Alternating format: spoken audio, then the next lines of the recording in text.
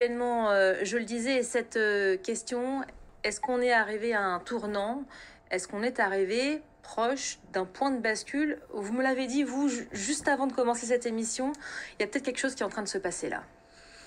Incontestablement, dans les prises de parole officielles des chefs d'État et de gouvernement du monde occidental, le registre n'est plus le même, l'intonation non plus. Et si on vit ce moment de bascule, c'est parce qu'il y a une double prise de conscience.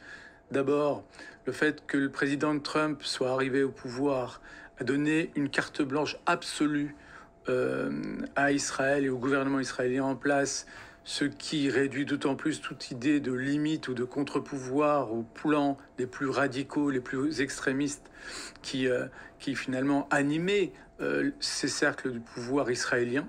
Et le deuxième point de bascule, c'est également la catastrophe humanitaire qui ne cesse de prendre forme à Gaza, sans aucune perspective d'amélioration en la matière, dans la mesure où, officiellement, l'instrumentalisation de la famine comme arme de guerre est assumée par le gouvernement israélien. C'est pas quelque chose de Il y a une masqué, libération de la caché. parole quand même qu'on observe effectivement ces derniers jours, ces dernières semaines. Oui, mais par exemple, le plan d'occupation et d'expulsion des Palestiniens de Gaza, c'est quelque chose dont on entendait parler depuis un certain nombre de mois déjà. Sans, comment dire, sans que ça soit contredit officiellement par le gouvernement israélien. Ce qui veut dire que l'hypothèse était déjà sur la table, qu'elle était discutée, qu'elle était préparée. Et ce à quoi on assiste donc aujourd'hui, c'est au début de la mise en œuvre de ce plan, tout simplement, avec la nouvelle phase d'offensive militaire, la volonté d'occuper totalement Gaza, de constituer en son sein différents types de camps, puisque c'est vraiment ce qui prend forme, avec in fine la volonté d'expulser de manière forcée des centaines de milliers de Palestiniens de Gaza. Et ça, il l'a redit hier encore, Benjamin Netanyahou, alors que quelques heures plus tôt, un groupe de diplomates étrangers, ça fait partie évidemment des événements qu'on retient aujourd'hui, ont été pris pour cette séquence surréaliste. Quel mot vous allez employer pour la qualifier? Une nouvelle illustration du sentiment d'impunité et d'hubris qui anime les autorités israéliennes, qui ne perçoivent aucune limite à leur mode opératoire politique et militaire, y compris à l'endroit de puissances alliées. Je veux dire, les diplomates dont on a entendu parler sont des diplomates qui représentent des États alliés à Israël. Mais dès lors qu'il y a une critique ou une contestation sur des choix ou des stratégies menées, y compris à Gaza, ça donne ce type de réaction intempestive. Ce qui est très intéressant, c'est que ces diplomates étaient en train de constater de visu la situation à Jenin, donc en Cisjordanie. Et d'une certaine manière, on voit la même réaction côté israélien. Ils assassinent des journalistes à Gaza. Ils ne permettent pas des journalistes palestiniens, ils ne permettent pas des journalistes occidentaux d'entrer à Gaza.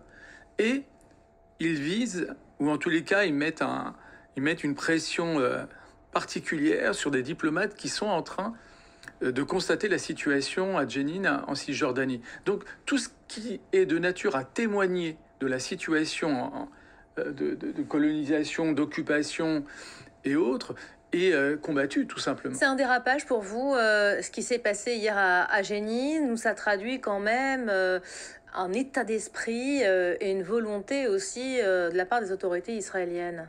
Non, je pense que c'est calculé, c'est une manière de faire la démonstration vis-à-vis des Européens qu'il n'y a, aucune, enfin, qui ne craignent aucune pression de la part des Européens et que d'une certaine manière, ça ne sert à rien d'essayer de faire monter la pression vis-à-vis des autorités israéliennes qui sont totalement souveraines, en tous les cas discrétionnaires dans les décisions qu'elles prennent sur le plan militaire et politique, et que toute l'agitation du point de vue israélien diplomatique côté européen est vaine.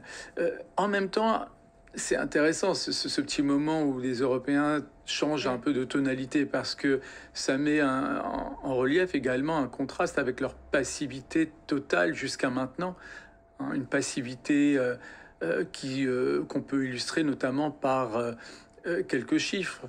Les Européens viennent de voter un 14e paquet de sanctions contre la Russie de manière légitime. Et 17e paquet. 17e, pardon. Ça va vite. Mais contre la Russie pour des raisons légitimes et fondées sur le plan du droit international et au regard des valeurs officielles de l'Union européenne. Et aucune sanction n'a été adoptée à l'encontre d'Israël, alors même que la relation entre l'Union européenne et Israël repose sur un traité, un accord d'association politique et commercial qui prévoit dans son article 2 qu'en cas de violation des droits de l'homme, Israël étant une puissance occupante, en cas de violation des droits de l'homme par l'une des deux parties, il serait possible de suspendre ce traité. La question n'a jamais été posée sérieusement. Elle commence à s'imposer à l'agenda politique européen grâce à l'impulsion menée par les Espagnols, les Irlandais. Pedro Sanchez, qui est proactif, effectivement, le Premier ministre espagnol. Mais pourquoi, justement, réagir maintenant? Est-ce que, justement, par exemple, face aux images qui commencent à devenir difficilement justifiables devant les sociétés, il y a cette prise de conscience qui s'opère. Il y avait Jean-Paul Chanelot sur votre siège hier qui dénonçait quand même une forme d'hypocrisie, mais on serait tenté de dire quand même mieux vaut tard que jamais, non? Franchement, les images sont les mêmes qu'il y a 15, 16, 18 mois en fait, dès le lendemain du 7 octobre. Donc, on a le sentiment que les images de la famine et de ce blocus à Gaza, ça a quand même fait bouger les lignes. C'est pas la première fois qu'on frôle la famine à Gaza. Il y a eu un autre épisode où il y a eu un blocus total, y compris du point de vue alimentaire. Non, je pense qu'en réalité, il y a une prise de conscience pour un certain nombre de chefs d'État et de gouvernement, en particulier de la part d'Emmanuel Macron, que là, c'est sa trace dans l'histoire qui se joue carrément. Parce que, faut pas... Pardon. C'est pas grave. On a perdu l'oreillette, mais c'est pas grave. Faut pas oublier qu'il a entretenu, depuis le début de son entrée en fonction, une relation particulière avec le Premier ministre Netanyahou, qu'il appelait par son petit nom, cher Bibi. Et c'est ça qui va aussi rester. Le cher Bibi est poursuivi aujourd'hui officiellement pour crimes de guerre et crimes contre l'humanité par la Cour pénale internationale. C'est des images pas tant les images de la famine et des morts à Gaza qui sont difficiles à justifier, mais qui ne sont pas nouvelles. La proximité avec Benyamin Netanyahou en tant que tel. Et donc, une forme de complicité. C'est une co-responsabilité qui prend forme. C'est ça, il est là le problème. Du point de vue historique, du point de vue moral, du point de vue politique, et attention, du point de vue judiciaire également. Je souligne qu'une association de juristes experts en droit international basée en France, à Paris, Jurdi, a déjà mis en demeure l'Union européenne afin qu'elle réagisse, sinon elle serait poursuivie. Ursula von der Leyen a reçu 2 lettres exactement. Donc tout cela prend forme, mais ce n'est pas que des postures. Juridiquement, il est possible de démontrer la complicité des Européens en quelques mots, et pas des Européens dans leur globalité. Il faut raisonner également individuellement. Je vous donne un exemple. Ça fait 15 mois que la Cour internationale de justice a rendu sa première ordonnance soulignant le risque de génocide à Gaza. Qu'est-ce que ça voulait dire? Ça voulait dire notamment que non seulement il y avait des éléments tangibles tendant à montrer que le risque était réel si les Israéliens continuaient à opérer de la sorte.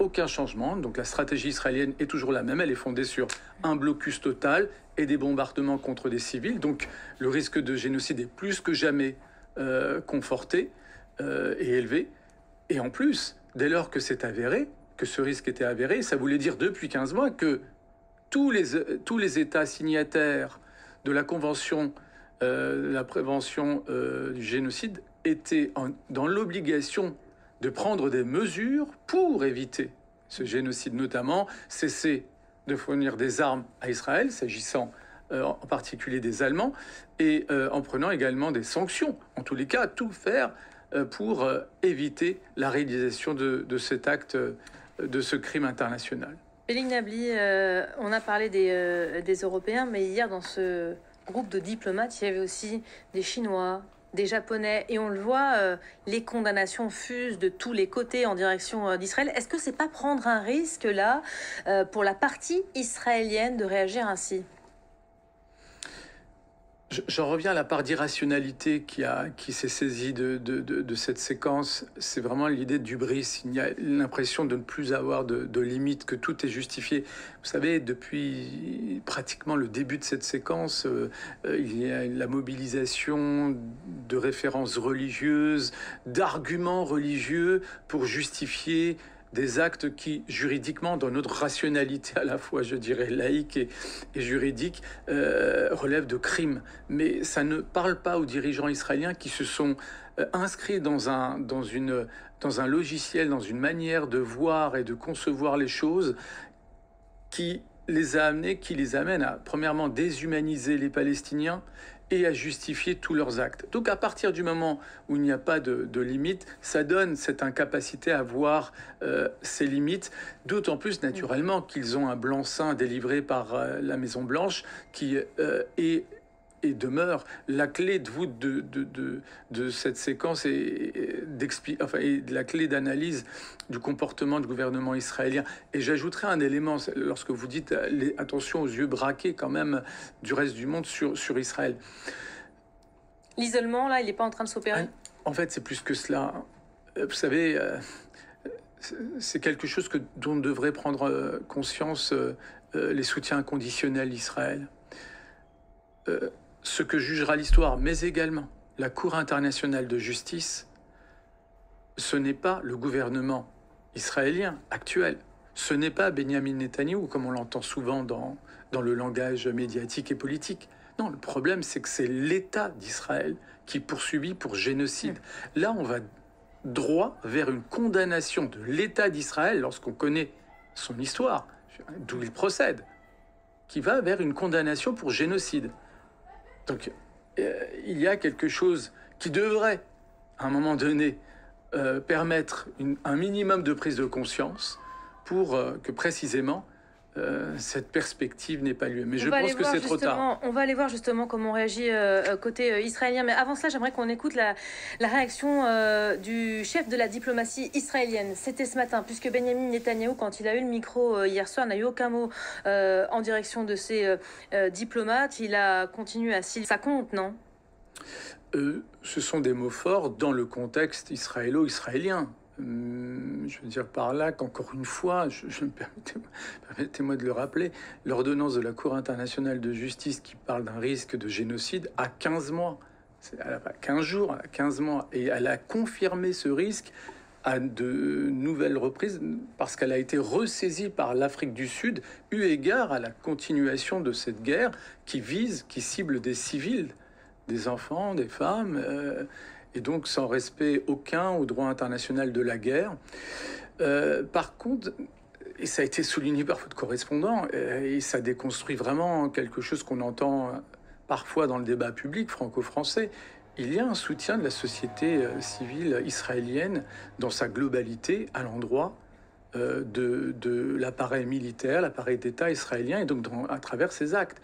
La réponse qu'on nous fait, c'est la société n'est pas bien informée eu égard aux médias israéliens. C'est un argument, encore une fois, qui n'est pas, de mon point de vue, audible, dans la mesure, encore une fois, où ça fait 18 mois, encore une fois, que l'on parle d'une société qu'on nous présente traditionnellement comme très ouverte sur les technologies, une start-up nation dont les membres n'auraient pas les moyens d'accéder aux réseaux sociaux pour voir ce que tout le monde voit. On sait aussi la capacité des États à montrer des images et à tenir des discours qui emmènent les populations. Et en même temps, on voit, aussi minime qu'elle soit, une partie de la population israélienne faire entendre sa voix. La minorité, elle peut faire écho. On a vu ces manifestations à Sderot il y a quelques jours encore. Je reviens encore, mais sur les propos de l'ancien Premier ministre Ehud Olmert, c'est quand même fort dans la bouche d'un ancien chef de gouvernement, cette prise de position. Ça dérange d'ailleurs les autorités israéliennes aujourd'hui.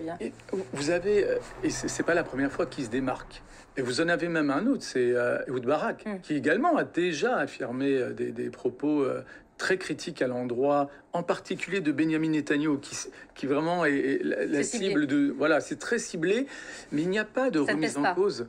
Non seulement ça ne pèse pas, et je vais vous donner un élément pour illustrer le fait que ce qui nous avait été présenté au lendemain du 7 octobre comme les derniers jours de Benyamin Netanyahou au pouvoir, eu égard à ce qu'avait représenté l'attaque, c'est-à-dire une défaillance gigantesque de l'appareil sécuritaire et militaire israélien, celui-ci est toujours au pouvoir. On nous avait dit, les spécialistes de la société israélienne, qu'on était en train de vivre les derniers jours au pouvoir de Benyamin Netanyahou. Il est toujours au pouvoir, ça va faire 2 décennies qu'il est au pouvoir en réalité, avec le même discours. On a les images de C'est quand même durci, là, ces derniers mois. Oui, parce qu'il a des soutiens particuliers au sein même de son gouvernement, qui sont encore plus messianistes que lui, plus suprémacistes que lui. Mais je veux dire, par exemple, il a manifesté pendant les manifestations qui avaient fait monter la pression autour du Premier ministre Rabin, qui lui avait signé un accord de paix, les accords d'Oslo, et qui a été assassiné. Qui on a vu parmi ces manifestants avec des pancartes appelant à l'assassinat de M. Rabin?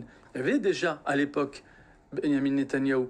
Donc, Beling Nabli, j'aimerais bien qu'on conclue. Pardonnez-moi parce qu'on a un peu pris de court, mais on évoquait le jusqu'au-boutisme de Benyamin Netanyahou et sa volonté d'aller jusqu'au bout. On sait qu'il peut poursuivre son opération militaire grâce au soutien américain. Sa parole s'est d'ailleurs libérée depuis l'arrivée de Donald Trump à la Maison-Blanche. Est-ce que le soutien des Américains peut durer éternellement? On dit souvent sur le conflit en cours en Ukraine qu'il pourrait être tenté de claquer la porte à un moment. On sait qu'il peut retourner sa veste aussi vite. Est-ce que ça, ce sera envisageable avec les Israéliens? En fait, il y a 2 leviers théoriquement pour infléchir la politique israélienne. Soit c'est le levier interne, et vous voyez bien qu'en fait il n'existe pas, parce que l'opinion publique soit est indifférente, soit soutient le gouvernement. Autre élément objectif, on nous dit qu'il s'agit d'une démocratie parlementaire. Aucune majorité n'a engagé la responsabilité du gouvernement israélien pour le renverser. Donc le levier interne n'existe pas parce qu'il y a un soutien de facto, et il reste le levier extérieur. Incontestablement, déjà sous l'administration Biden, il y avait un soutien inconditionnel, indéfectible à l'égard du gouvernement israélien. Celui-ci se trouve renforcé, y compris symboliquement, à travers un plan partagé. Un plan partagé qui consiste finalement à, pour reprendre des termes assumés, nettoyer Gaza, l'occuper, l'annexer, pour dessiner un avenir sans les Palestiniens. Merci beaucoup Beling Nabli d'avoir été l'invité